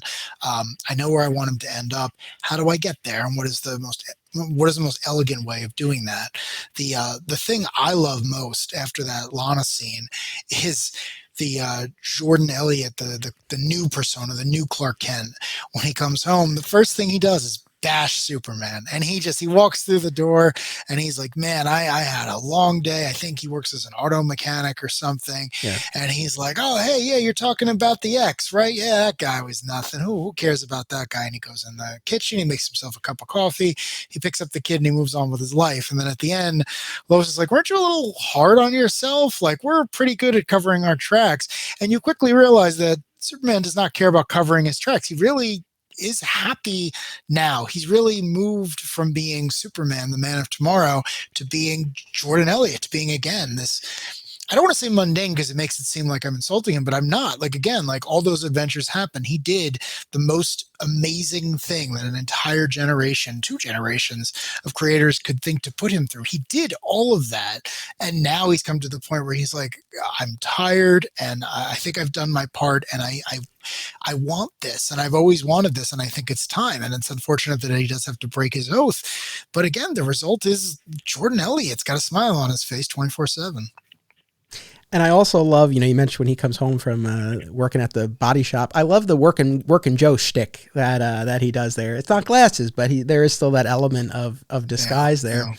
Yeah. And again, we mentioned the Superman and Lois TV show. I love the nod to one of the sons, of course, is named Jordan, which is cool. And of course, Jordan Elliott, Jor-El. So that's cool. And I think I know the answer to this, but do you feel that the Smallville crisis scene was more, I don't even want to say palatable, you enjoyed it. It was more enjoyable for you because you had read the season 11 comic and you got to see all of those adventures that he had? Yeah, absolutely. And that's one of the reasons I mentioned season 11 early on, because I said, a big part of why I like that scene so much was because I had no problem imagining an entire mythology having taken place between when we see Tom Welling at the end of Smallville, where he goes off in his CGI costume or whatever and becomes a hero, and now where he's retired and happy. I had no problem imagining that, in part because in Smallville season 11, I see him not only meet all the characters that we were introduced to during the show, but the gloves are off. He meets Batman, he meets Wonder Woman, he meets the Green Lantern, he meets all of the more traditionally superpowered allies that he has in the comics. So yeah, I think that was a big part of it too, where I was just able to say, no, I'm pretty sure he's already done all the cool stuff. And if this is where he wants to end up, I don't think it's difficult to begrudge him. But that is a good point that you make here in the comic, where it's like, well, you actually did see all of those adventures. So it's easy for you to say, well, okay, wait a second. We know he's done all these amazing things, and we're watching him kind of put a bow on it as far as the dangerous rogues go. So yeah, why not give him a happy ending? So yeah, that is a good distinction. You know, it's funny. I do plan to cover at least some of the season 11 comic on this podcast in the future. Who knows? Maybe we'll do a follow-up episode to this where I'm like, oh my God, I read season 11 and now I love that crisis scene. I doubt it, but you never know. Yeah. And because, you know, I think there is something to that. I know that part of my frustration was, you know, and I've ranted about the CGI costume and all that stuff in the Smallville finale. And so it's like, you know, we got to see him fulfill his destiny, but it was executed and rendered in a way that was a little lacking. And so to go from that to I've given up my powers and live a normal life on the farm, it was just, again, I think that added to the disappointment that I felt. And so, yeah, maybe reading the comic would kind of turn me around on it a little bit. I'm open to trying it. I do try to keep an open mind with this. Look, when I rewatched the scene, I was, you know, I rewatched it with an open mind. I didn't hate watch it. And again, there are things that I liked about it. It's just philosophically, I just really have a big picture objection to it. But the comic, man, it's amazing to me that it's never been adapted. Oh yeah, that's well, I guess you could argue that the crisis scene was, but I mean like a true adaptation of it, you know? No, I'm with you 100%. When DC was making their line of animated movies, I guess direct DVD, direct streaming, whatever you want to call it, I was always surprised that wasn't one of the stories that they picked, because it's pretty self-contained, and actually in 90 minutes you could hit all of the high points. And I think I have an answer to that now, though. My favorite Superman story is Red Sun, and they did an adaptation of Red Sun, and they changed it significantly. And I'm kind of almost happy that now, seeing if that was the way they were going to go with that book, that they didn't do this adaptation yet, because I don't know that they're there quality-wise. What would be cool is if, and I know this is very unlikely, but who knows, if Alan Moore came in and said, you know, would you like me to adapt this story for an animated film or even a live action film or something like that? Which is not unheard of. Something similar was done with the New Frontier and the Under the Red Hood movies. So, you know, you have to keep hope alive. But yeah, I feel like if you did it, you'd have to commit, right? You'd have to, you couldn't do a 15-minute prelude where you set up all these characters. You have to be comfortable not knowing, like, hey, Superman has a very relatively deep bench when it comes to supervillains. They're all here. It's everyone's act 3. Just roll with it. And I feel like a lot of times people aren't comfortable doing that. But again, we live in an age where all the shorthand for superheroes is something everyone's familiar with. So who knows, maybe, you know, once the content wars really heat up, we'll get a nice adaptation of the work. But yeah, as far as I can think of, it's never been in anything. I love your optimism at this notion that Alan Moore famously opposes adaptations of his work would in any way endorse, let alone participate. But I you know, yeah, that would be amazing.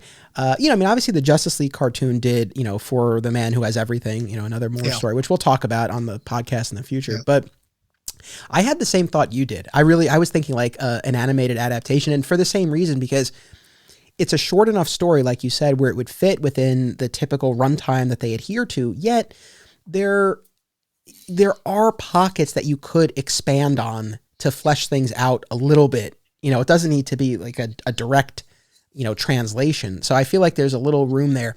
You know, the other thing, when I was talking about like ideas for Superman stories, you know, we recently covered the post-crisis origin stories, and we talked about Byrne's Man of Steel and then Loeb and Sale's For All Seasons. What's so cool about For All Seasons is that, and I really was dialed into this, reading the stories back to back, that it really fits within the pages of Man of Steel. it's its own story, it's its own thing, but you can read the two of them together and they're a nice, they complement each other nicely. And this might sound like sacrilege, but like whatever happened to the Man of Tomorrow, if there were almost like a For All Seasons-esque, something like that would sort of, even as I'm saying this, I'm like, this would never fly. And maybe this would be too much, but I just feel like I don't know, there are some emotional beats that if you had some more time, to really dig into, there could be something there. But again, I don't really foresee that happening. Yeah, again, I mean, definitely if you're not familiar with all of these characters too, I mean, if you're reading it for the first time like you and I were, and you're like, wait, what's the deal with Lana? I'm not 100% sure. Who's the guy in the box? Or wait, what's the prankster? Like you definitely could find places to expand it in a very organic way. But yeah, I don't think that was the intent at the original time, because it was like, you probably know who these people are, and we need to wrap this up as soon as possible. I was always a little upset that they didn't do something similar before the New 52, where our version of Superman essentially was wrapped up. Now he, I think, has returned in the Rebirth era, so maybe it's good that they didn't do that. But I was always like, you know what? Why not our version of Superman? Why not give him a nice 60-page annual or something where you wrap up all those plot lines, he pats the Eradicator on the back, the real 90s 2000s stuff, and then he moves on. But yeah, who knows? It's such a popular story, I can't imagine it's not going to be adapted one day. Yeah, I think at some point we will. And I couldn't agree with you more. I've said this on other podcasts. I really think that was, as someone who was reading a lot of DC stuff at the time, that was definitely one of the most challenging parts about the New 52, was that we didn't get whatever happened to the Man of Tomorrow-esque finales to those versions of the character. I really think that, ultimately, the New 52 sold really well. Overall, I think it was a success for DC. So it's like, I don't know that they would have done it differently, but for me, as someone who really did not delve into the New 52, and even to this day, I've only read a little bit of it, that would have gone a long way, to sort of having that. And it's like, the thing that always drives me nuts is like, man, what an opportunity this could have been. You think of like whatever happened to the Emerald Archer and the Emerald Knight and the Scarlet Speedster. It's like they go on and on. Like there's so much potential there. And I have to imagine, and you and I have talked to our friend Rich Roney, who did grow up reading the Silver Age comics. I have to imagine, like, if you were the story landed in such a powerful way for us. It's like, imagine what it was like to have been a reader during that era and to finally get these two issues, like all this stuff that had always been teased, or maybe it happened and then it was, it was quickly taken back. It's like it all happened and it played out and you got an actual conclusion to the story. Yeah, it must have been so cool. Yeah, I can't imagine picking these things up off the rack, as it were, because, everyone is consistent with the way they were up until that point. Like Alan Moore, it's not like he came out of nowhere. This might be the first issue of Superman he wrote. I'm not 100% sure, but he's certainly a fan of the characters and the Silver Age in particular. After this, he would go on to write a book, Supreme, which would feature a Silver Age version of Superman and his cast of characters that expands on a lot of the themes he introduces in these two issues. So he was a fan, for whatever that's worth. So when he is closing out these storylines, he's doing it in a way that attempts to be incredibly reverent to the material that came before. But yeah, I have to imagine, the arguments you and I were witness to at the comic book store, it's like, what was going on when these two hit the stands, and they were very close together. It's like, was there a flood of angry letters of like, what are you doing? He can't murder. No one can murder. Like, why would you do that? Or was everyone just like, oh man, those John Byrne issues are on their way. We just sat through Crisis. Like, these don't matter anyway. You could look at it that way. Obviously, imaginary story is the branding that predated What If and Elseworlds and everything else. So that was also part of the canon, part of the lexicon at the time. Like, hey, this is an imaginary story, just like all those other times we showed what would happen in the future where Superman and Lois had a bunch of kids. It's just this one's going to be a little bit more nuanced. So. Right. Yeah. The famous introduction, this is an imaginary story, aren't they all? And, by the once this was done and we entered post-crisis, it's like everything that came before basically was an imaginary story. For my book club podcast, my sign off on that show is, they're all imaginary stories. It's something that's, that's always stuck with me, and maybe advice that I should take myself as I think about that crisis scene. But I wanted to just mention this, and then we'll sign off here. But, I was thinking about doing, I guess a deeper dive on this podcast into like final Superman stories. There's not a ton. I mean, unless I'm really missing a lot. And I know there are some Silver Age imaginary stories, like the Last Days of Superman, and there was a Silver Age Death of Superman, and we'll talk about that. But, as far as like, stories intended to like conclude the tale, there's not a ton. And it's funny too, even in other media, like, the Chris Nolan Batman trilogy, we got a conclusion to that. You look at Superman in other media, the Christopher Reeve series, sadly, petered out. The Brandon Routh, attempt to get it going again failed. The Snyderverse, sadly for me, it seems like we've seen the last of that without like a true finish. Lois and Clark, the TV show, got canceled after the 4th season. Smallville, yes, ended, but it ended with a beginning, right? So it's like we haven't had, again, in other media. And then in comics, I mean, we're going to talk about Grant Morrison's work, and Grant Morrison obviously gave us a look very far into the future of the character. Oh, and I think there's some really interesting stuff to talk about there. And whatever happened to the Man of Tomorrow, Kingdom Come, obviously, I think, kind of falls into that category, although that they've continued to do like yes and no. Yeah. I mean, exactly. It's not like a definitive ending. So it's interesting. Maybe part of it is that this story, whatever happened to the Man of Tomorrow, was so strong. It's like, if you want a final story, like that's it. I mean, I don't know. What do you think? That's a great observation. Batman has many endings, right? I mean, The Dark Knight Returns is a definitive comic, and even though it doesn't end the story of Batman, it is his Act 3 in traditional storytelling structure. But yeah, you really don't have that with Superman. The character just continues on. I've always attributed that to the fact that Superman is not driven by pain.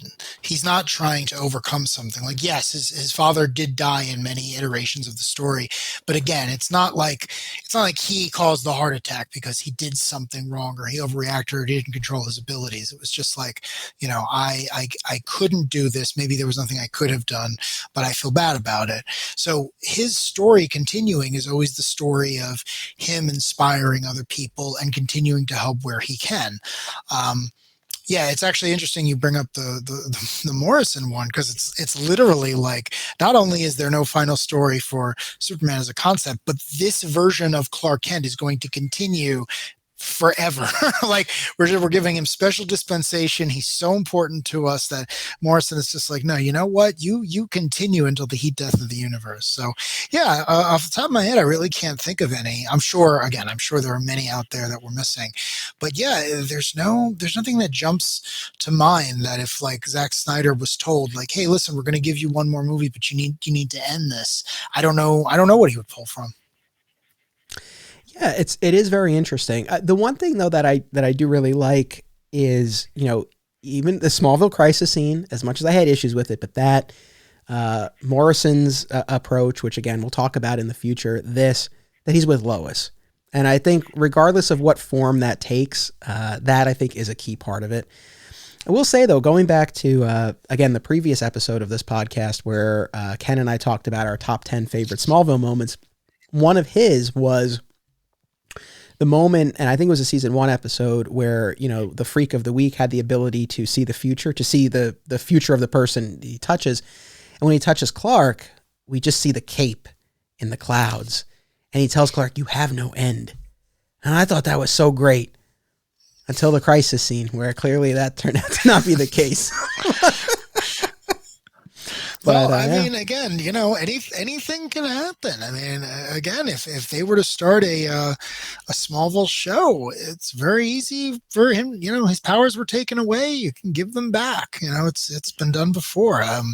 Very famously, when Clark and Lois got married in 1996, he lost his power so that he could have his honeymoon.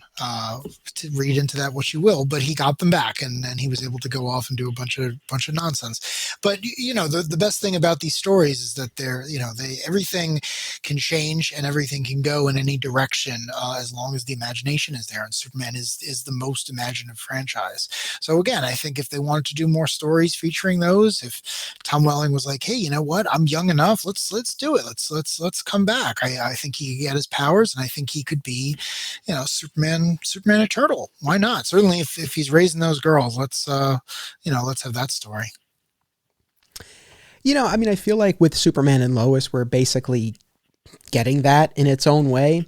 It's so funny. I don't know. You probably saw the story recently. Welling gave an interview where he said he would be interested in playing Superman to Rob Pattinson's Batman. And it's like, look, I love Tom Welling, but it's like, yeah, get out of here.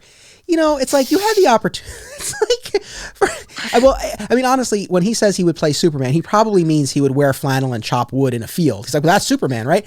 But it's like, even if he were willing to wear the costume, it's like, look, you had a 10-year show.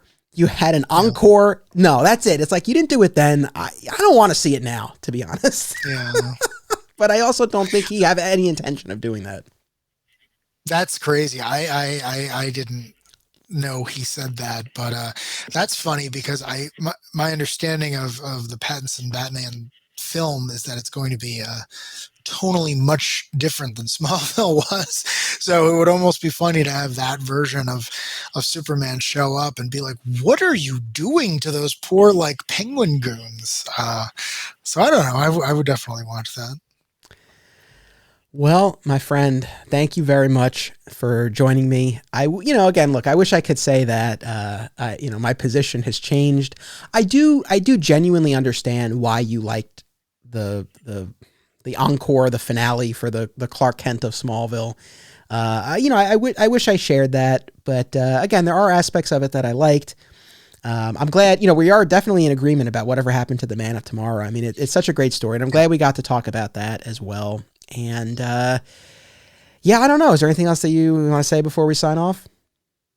The only thing that I thought was very interesting about the Man of Tomorrow comic that I had never done the math for is, I don't know if this was arbitrary, but knowing Alan Moore, it wasn't, is I can't pronounce his name, so I'm just going to call him the Imp.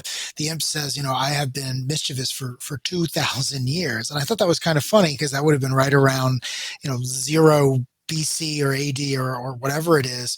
And then he's like, well, before then I was virtuous for 2,000 years. And I was like, well, now I kind of want to see that story. Like, there were definitely DC characters who existed in between 2000 BC and 0. And it's like, was the Imp running around as some really noble character? Is he the Lord of Order or something? Like, it was one of those things where I was reading it today and I was like, wait, 2,000 years, like that's far shorter a period of time than I thought you were talking about. So it was one of those things where it just jumped out at me, where it was like, oh man, I kind of want to see that story. Like, Alan Moore's written a lot of he's written many stories that deal with characters from the fifth dimension. Lois says in the story, he's difficult to look at because he has the 3 dimensions we're used to and a couple of other ones.